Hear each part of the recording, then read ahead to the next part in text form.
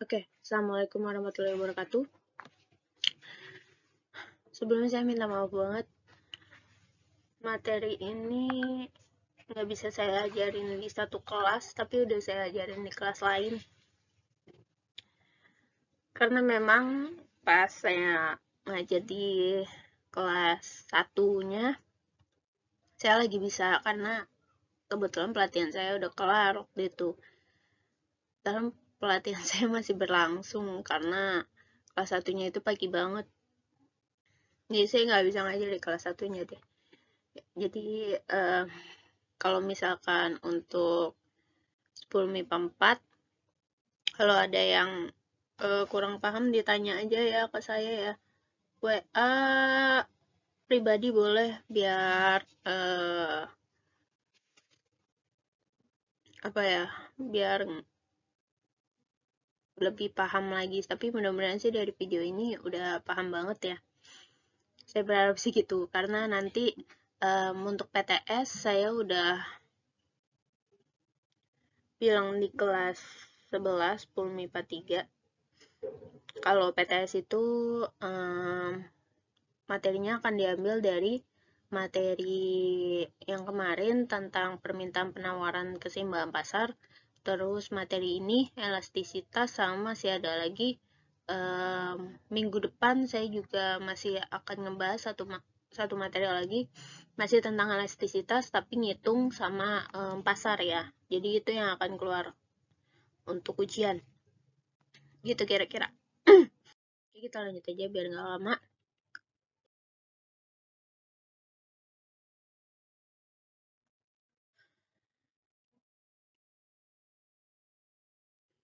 Jadi KIKD-nya masih sama karena ini sebenarnya masih satu bab dengan permintaan penawaran keseimbangan pasar, cuman karena materinya too much, terlalu banyak, jadi saya split jadi permintaan penawaran keseimbangan pasar setelah pajak, sebelum pajak, terus kalian ulangan, baru abis itu saya membahas elastisitas ini ya.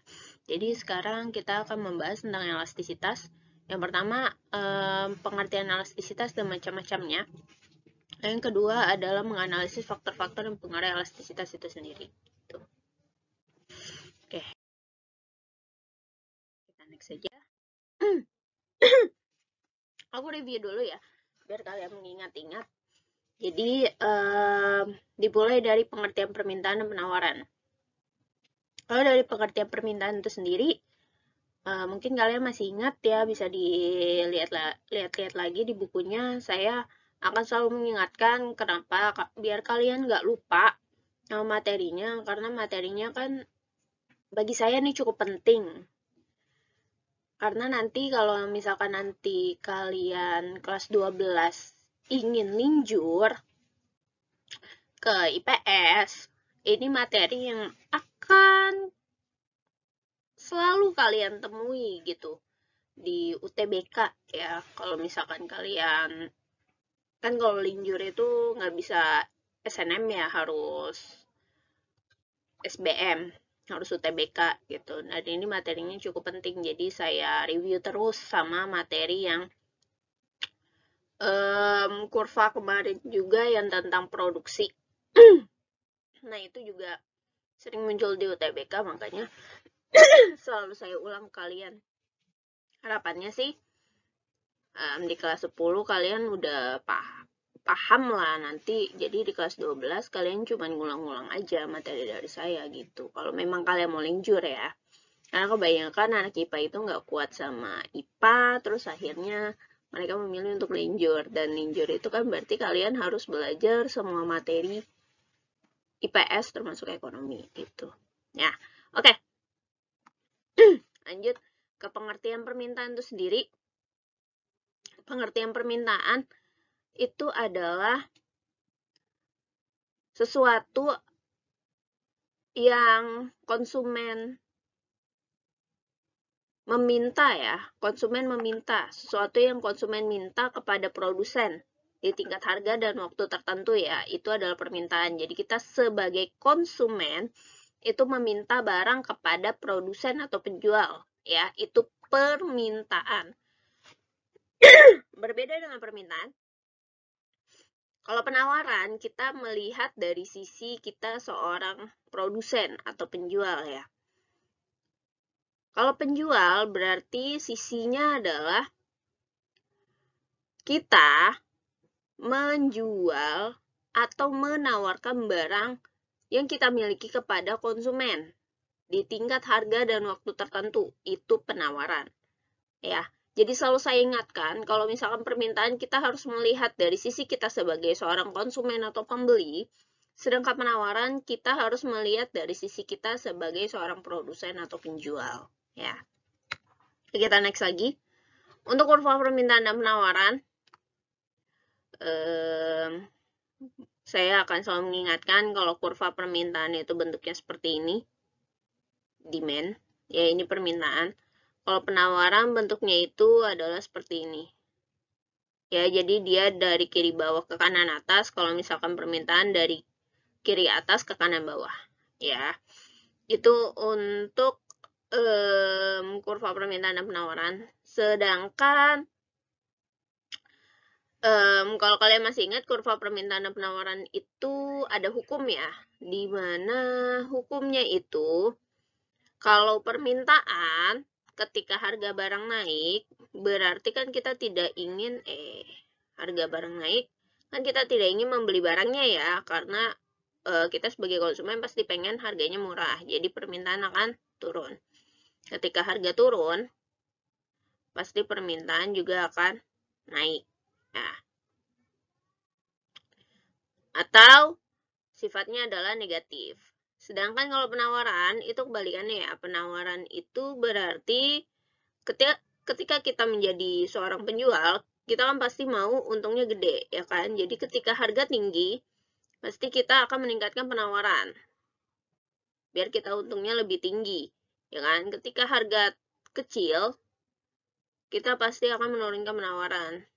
Karena kita akan menunggu sampai harganya tinggi lagi, baru penawarannya kita naikkan biar kita untungnya gede gitu ya. Dan ini sifatnya adalah positif.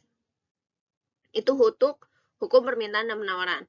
Nah, hukum permintaan dan penawaran ini hanya berlaku di kurva bergerak ya.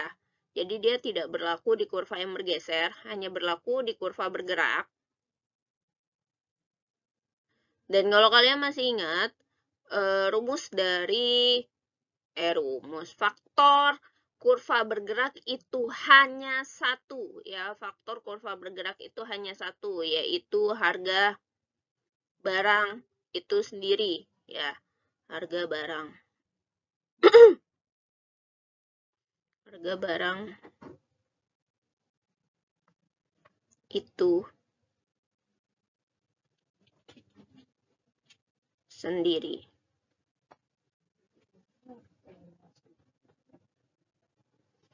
Nah, itu adalah kurva bergerak. Sedangkan satu lagi, kurva bergeser. Kurva bergeser itu faktornya ada banyak ya. Jadi kalau misalkan nanti di soal ditanya apa faktor kurva bergerak, maka faktornya hanya satu, yaitu harga barang itu sendiri. Ya, sedangkan untuk faktor kurva yang bergeser, baik permintaan atau penawaran, ini saya hapus dulu ya, biar nggak terlalu banyak notes. Jadi kalian nggak pusing. Untuk permintaan dan penawaran itu faktornya ada cukup banyak ya, dimana kalau kurva permintaan kan dia begini ya. Kalau dia bergeser ke kanan, ini kan kanan kalian ke sini ya, maka dia akan bergeser ke sini. Ini untuk kurva permintaan bergeser ke kanan, jadi dia akan bergeser ke sini. Kalau misalkan kurva permintaan bergeser ke kiri, ya. Nah, ini kan kurva permintaan nih. Kalau bergeser ke kiri, berarti ke kiri kalian. Jadi, dia akan bergeser ke sini, ya. Ini kurva permintaan. Kalau kurva penawaran juga sama. Dia kalau misalkan bergeser, kanan kalian kan di sini. Berarti kalau bergeser ke kanan, dia ke sini, ya. Terus, kalau misalkan kurva penawaran yang bergeser ke kiri kalian kan di sini, berarti dia akan bergeser ke sini. Jadi kalian jangan sampai salah ya. Itu untuk kurva yang bergeser. Lalu kurva bergeser ke kanan dan ke kiri. Untuk permintaan ada beberapa faktor ya. Faktornya itu kalian bisa lihat lagi di materi saya yang bagian permintaan penawaran. Itu faktornya ada banyak ya. Ada pendapatan, ada selera, ada untuk permintaan dulu ya, ada pendapatan, ada selera, ada harga barang komplementer, harga barang substitusi, lalu ada intensitas kebutuhan, lalu ada harga barang di masa depan ya. Terus ada juga jumlah pembeli atau jumlah penduduk. Nah, itu kira-kira faktor kurva permintaan bergeser ya, bergeser ke kanan ataupun ke kiri. Tadi kalau misalkan kurva permintaan bergerak, faktornya cuma satu, yaitu harga barang. Lalu untuk kurva penawaran, faktornya itu untuk kurva yang bergerak juga cuma satu ya, yaitu harga barang itu sendiri. Jadi kurva permintaan sama kurva penawaran, faktornya sama untuk kurva yang bergerak, hanya harga barang itu sendiri. Nah, kalau untuk kurva yang bergeser, untuk faktor kurva bergeser penawaran baik ke kanan atau kiri, faktornya itu ada biaya produksi, ada ada pajak, ada subsidi, ada harga barang komplementer, harga barang substitusi, lalu ada teknologi juga di sana, sama jumlah penjual. Ya, itu adalah faktor dari kurva permintaan dan penawaran. Untuk lebih jelasnya lagi, kalian bisa lihat di video saya di permintaan penawaran ya. Jadi untuk mengilas balik gitu. Oke, kita lanjut untuk rumus kemarin juga ada banyak ya. Ada rumus fungsi, cara mencari fungsi permintaan dan penawaran. Rumusnya itu adalah P min P1 per P2 min P1 sama dengan Q min Q1 per Q2 min Q1. Ya, itu untuk mencari rumus permintaan atau penawaran. Sedangkan rumus untuk keseimbangan pasar itu rumusnya adalah QD sama dengan QS atau PD sama dengan PS. Ya. Terus ada juga rumus untuk keseimbangan pasar setelah pajak dan keseimbangan pasar setelah subsidi ya. Itu juga kalian bisa lihat di video saya ya. Jadi biar kalian mengilas balik. Nah, gimana nih cara ngitungnya? Itu harus kalian ingat-ingat lagi karena nanti di PTS akan keluar ya. Ngitung-ngitung itu pasti akan keluar. Gitu. Oke. Kita next.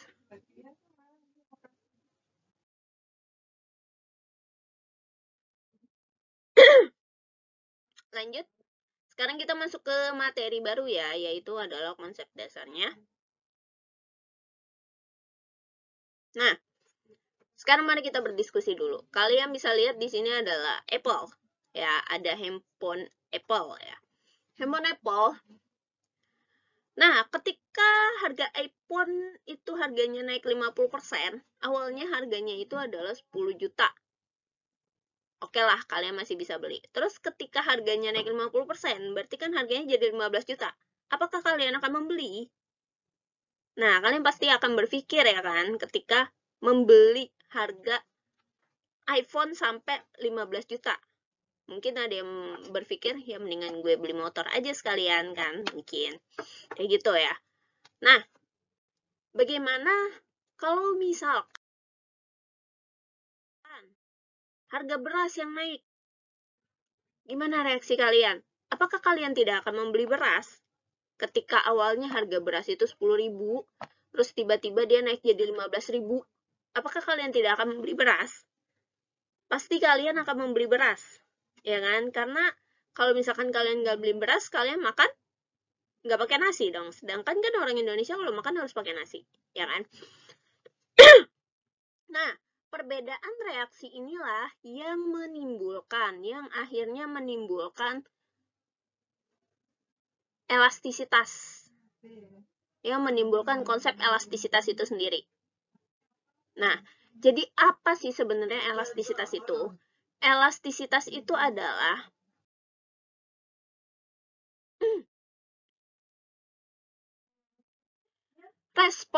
respon kita terhadap harga barang. Sorry ya. Respon kita terhadap harga barang. Kayak tadi ya, kalau misalkan Apple harganya naik, kita kan akan mikir-mikir untuk beli lagi, ya kan? Respon kita tuh kayak gitu. Lalu, apa yang terjadi ketika harga beras naik? Apakah kita akan berpikir untuk untuk tidak membeli beras? Pastikan tidak, karena kita butuh. Nah, respon yang berbeda itulah yang disebut dengan elastisitas, ya. Nah, elastisitas itu yang pertama ada elastisitas harga permintaan.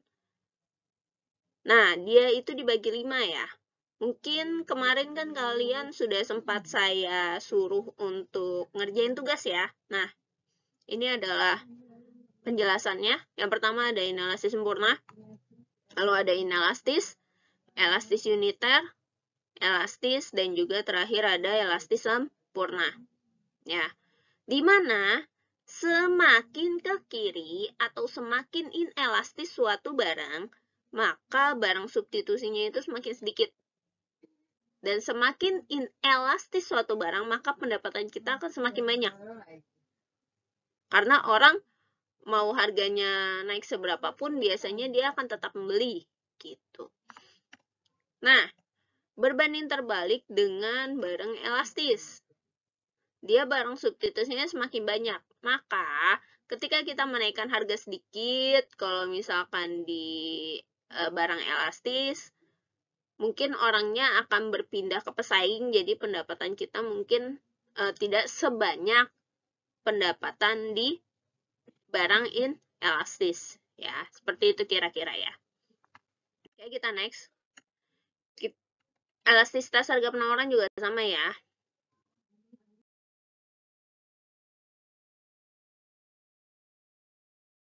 Kita next saja. Nah, sekarang kita masuk ke kurva inelastis sempurna. Apa itu kurva inelastis sempurna? Inelastis sempurna itu adalah ketika barang, kita menjual barang, tapi ketika mau harganya naik, mau harganya turun, yang beli itu segitu-gitu aja. Jadi dalam kasus ini yang beli itu cuma 4 orang. Jadi mau harganya naik 100% kayak mau harganya turun 100% kayak gitu, yang beli ya cuma 4 orang gitu loh. Ya, jadi yang beli itu tetap. Makanya dia kurvanya bentuknya adalah vertikal. Ya, kurvanya seperti ini, vertikal. Jadi yang beli itu benar-benar ya udah cuman segitu aja, mau naik 50%, mau naik mau turun 50% juga yang beli segitu-gitu aja gitu loh. Ya. Jadi dalam hal ini, dalam kasus kurva inelastis sempurna, orangnya tuh nggak peka banget. Jadi orang tuh nggak peka sama kenaikan harga barang itu ataupun penurunannya gitu. Contohnya adalah harga tanah ya. Harga tanah itu, misalkan harga tanah adalah 1 juta. Yang beli itu adalah 4 orang. Ketika harga tanah naik jadi 2 juta, yang beli pun sama, 4 orang juga gitu. Jadi yang beli itu nggak berubah. Bahkan ketika harganya turun jadi 500.000, yang beli pun tetap 4 orang gitu. Jadi tidak berubah. Mau harganya naik mau turun, yang beli tetap segitu-gitu aja gitu. Ya. Nah, elastisitasnya sama dengan 0. Di mana kuantitasnya itu tidak berubah ya. Artinya mau harganya naik mau harganya turun dia tidak berubah. Contohnya adalah tanah dan air minum. Itu untuk inelastis sempurna. Sekarang kita next untuk kurva inelastis. Inelastis itu kurvanya dia bentuknya curam. Contohnya gimana? Contohnya adalah harga beras awalnya itu adalah 10.000.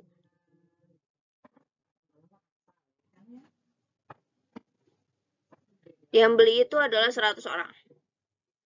Lalu ketika harga beras naik jadi 20.000, paling yang nggak beli itu ya cuman segelintir orang karena mereka butuh gitu. Jadi cuman turun paling ya yang beli jadi 90 orang gitu loh. Nah, di sini kalian bisa melihat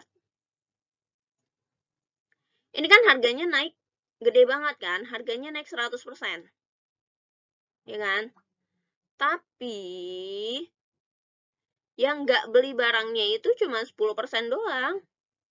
Jadi yang nggak beli itu dikit banget gitu loh. Nggak sebanding sama kenaikan harganya karena kita butuh. Makanya kurvanya di sini curam bentuknya. Ya. Dan elastisitasnya kurang dari 1. Ya, di mana perubahan kuantitas tadi ya, dari 100 jadi 90 lebih kecil daripada perubahan harganya. Harganya naiknya 100%, tapi kuantitasnya cuma turun 10%. Gitu. Contohnya barang kebutuhan pokok ya. Tadi saya sudah contohin ada beras, terus juga ada minyak goreng, ya kayak gitu. Itu yang termasuk kurva inelastis. Sekarang kita masuk ke kurva elastis uniter. Apa itu kurva elastis uniter? Elastis uniter itu adalah jenis kurva di mana kurvanya itu di antara landai dan curam. Ya, kurvanya di antara landai dan curam. Contohnya adalah kita mau beli TV, ya kita mau beli TV. TV harganya adalah 2 juta. TV harganya 2 juta, yang beli adalah 100 orang.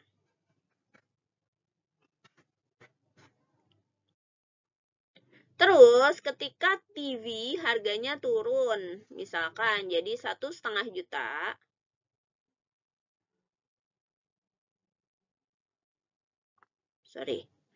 ketika TV harganya turun jadi 1 juta.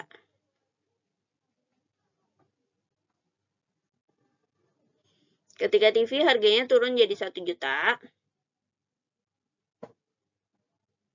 yang beli itu jadi 150 orang. Naik karena harganya turun. Nah, di sini kalian bisa lihat harganya turun 50%. Ya. Terus yang beli juga ningkatnya sama, 50% juga. Jadi sama-sama 50%. Ketika harganya turun 50%, maka yang beli juga akan meningkat 50%. Ketika harganya naik 50%, maka yang membeli juga akan turun sebesar 50%. Jadi sama. Berbeda tadi dengan inelastis. Kalau inelastis kan ketika harganya naik sampai 100%, yang meninggalkan barang itu tuh sedikit. Tapi ini seimbang. Kalau ini tuh seimbang, gitu. Ya, jadi elastisitasnya sama dengan 1, di mana persentase kuantitas sama dengan persentase perubahan harga ya. Atau contohnya adalah barang kebutuhan sekunder. Barang kebutuhan sekunder itu adalah barang elektronik. Ya, seperti itu untuk elastis uniter. Sekarang kita lanjut ke kurva elastis. Nah, kalau kurva elastis, dia bentuknya adalah landai. Ya. Kalau kurva inelastis kan tadi dia curam kayak gini ya. Kalau kurva elastis uniter kan tadi dia tengah-tengah antara landai dan curam. Kalau elastis dia landai. Dia kayak gini. Jadi beda ya. Beda antara kurva inelastis, kurva elastis dan juga kurva inelastis, kurva elastis uniter dan juga kurva elastis. Ya, jadi dia kurvanya berbeda. Oke, kita next.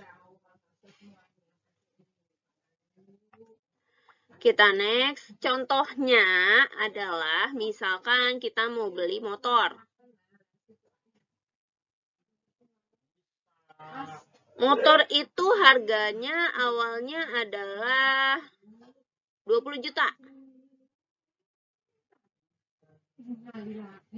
Yang beli adalah 100 orang.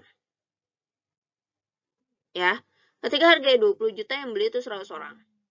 Terus ketika harganya turun jadi 10 juta, kan harganya turun 50% nih. Jadi dari 20 juta jadi 10 juta.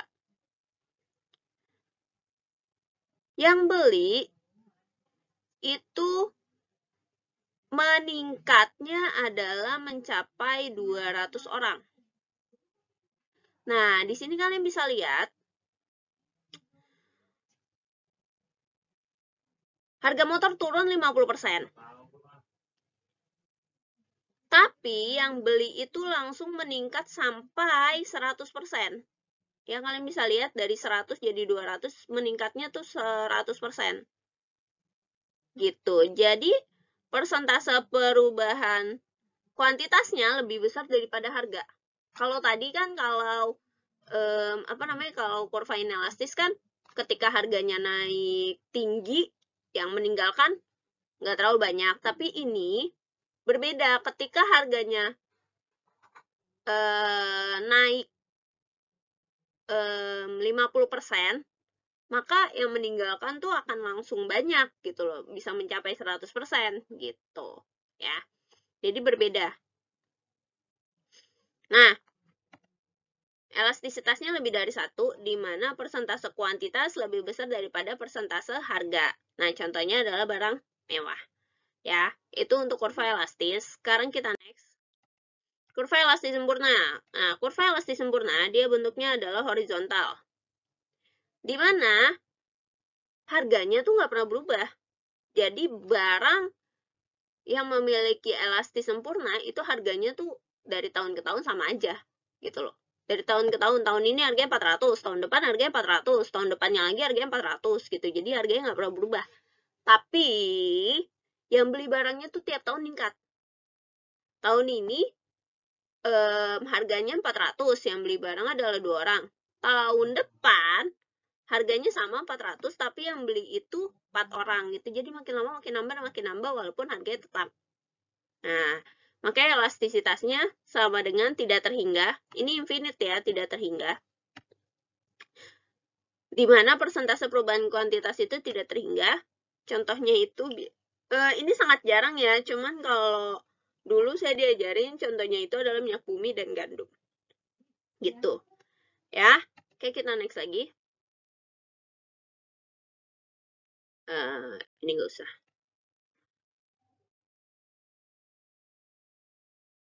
Nah, itu adalah kurva elastisitas harga. Mudah-mudahan kalian paham. Kalau misalkan kalian nggak paham, bisa tanya saya ya. Di WA, insya Allah saya akan jawab kok. Saya selalu jawab. Ya, jadi tolong ditanya kalau bingung ya.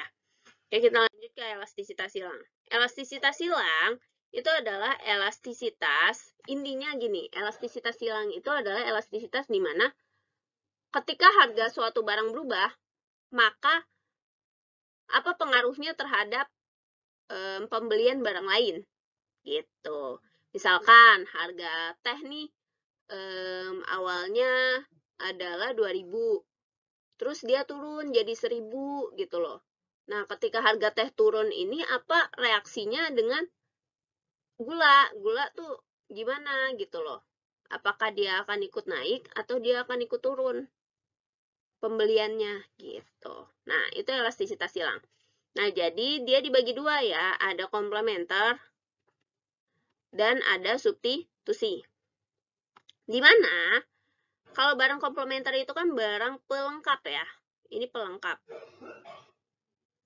Contohnya barang pelengkap itu adalah kalau misalkan teh, kita kan harus pakai gula ya kan. Kalau misalkan ada pensil, kita harus ada penghapus ya kan. Kalau misalkan ada pulpen, kita harus ada tip X gitu. Itu barang pelengkap. Kalau barang substitusi adalah barang pengganti. Penggantinya teh itu adalah kopi, penggantinya ikan itu bisa ayam, penggantinya apa lagi ya?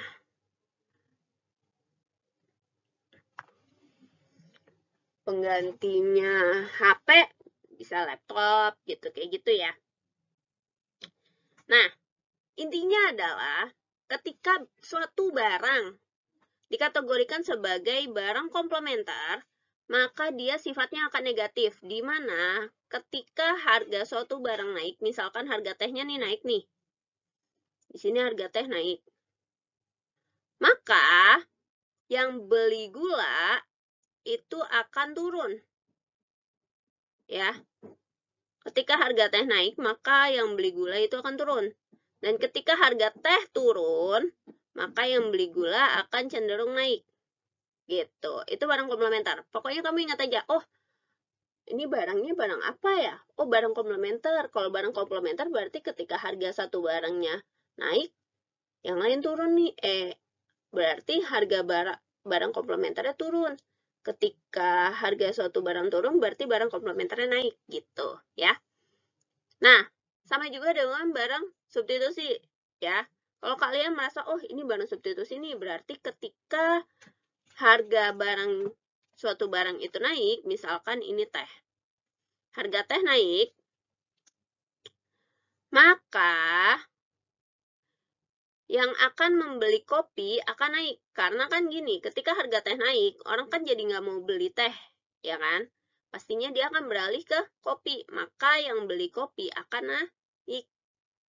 Ketika harga teh turun, berarti kan mereka mikir, ih, teh lebih murah ya, gue beli teh aja deh. Maka yang tadinya beli kopi akan beralih ke teh, maka yang beli kopi akan cenderung turun atau sifatnya positif, gitu. Ya, itu cara bedainnya ya, biar nggak bingung. Kalau barang komplementer, dia sifatnya negatif, kalau substitusi dia sifatnya positif, gitu. Oke, kita next. Terakhir, ada elastisitas pendapatan. Elastisitas pendapatan itu adalah elastisitas permintaan yang mengukur seberapa besar pengaruh perubahan pendapatan terhadap permintaan barang atau jasa. Intinya, kalau misalkan pendapatan kita gede, apa nih reaksinya terhadap suatu barang gitu? Apakah barang itu akan kita beli makin banyak atau kita beli makin sedikit? Nah, sini ada barang inferior, di mana elastisitasnya kurang dari 1, normal pokok sama dengan 0, dan normal mewah lebih dari 1. Nah, kalau barang inferior, ketika pendapatan kita naik, maka barangnya tuh akan kita tinggalkan. Contohnya adalah barang KW. Ya kan? Kan kalau pendapatan kita naik, kita mikir dong, ya ngapain gue beli barang KW? Ya kan? Mending gue beli barang yang asli. Nah, maka barang KW ini akan ditinggalkan ketika pendapatan kita naik. Nah, tapi ketika pendapatan kita turun, barang ini akan kita beli. Itu inferior. Ya. Kalau normal pokok, dia sifatnya negatif. Nah, kalau normal pokok, itu ketika pendapatan kita naik, ataupun pendapatan kita turun, saat kita membeli barang ini tuh pembeliannya tidak akan berubah. Jadi biasa-biasa aja, gitu loh. Contohnya apa? Contohnya adalah beras, ya. Beras kan mau pendapatan kita naik, mau pendapatan kita turun, ya kita tetap beli, ya kan? Segitu-gitu aja gitu yang kita beli, gitu. Jadi kuantitasnya tetap, ya. Itu. Jadi normal pokok itu barangnya lebih ke barang kebutuhan pokok. Nah, kalau normal mewah, ketika pendapatan kita naik, maka kita akan cenderung membeli barang itu lebih banyak. Contoh, pendapatan kita meningkat nih dari 10 juta jadi 15 juta. Terus kita ngelihat HP baru nih, misalkan di etalase mall gitu. Karena pendapatan kita meningkat, jadi kita pengen beli lagi. HP-nya baru tuh, gue pengen beli lagi padahal HP kalian masih bagus gitu loh. Itu normal mewah ya. Jadi ketika pendapatan kita naik, maka kita akan cenderung mau membeli barang itu lagi. Gitu.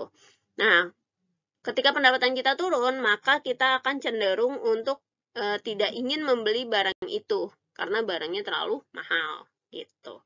Ya. Oke.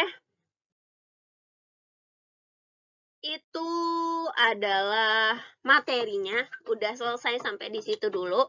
Kalau ada yang mau ditanyain, tolong banget tanyain aja. Saya bukan tipe guru yang tidak akan memberikan jawaban kepada muridnya ya ketika muridnya bertanya. Jadi tanya aja ya.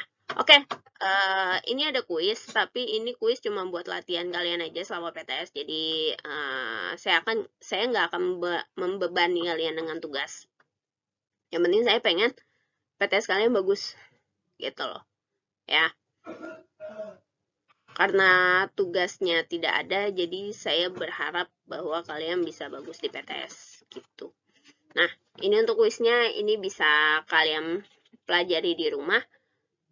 Kalau memang mau tahu jawabannya bisa WA saya. Kemarin ada satu anak yang pengen tahu jawabannya.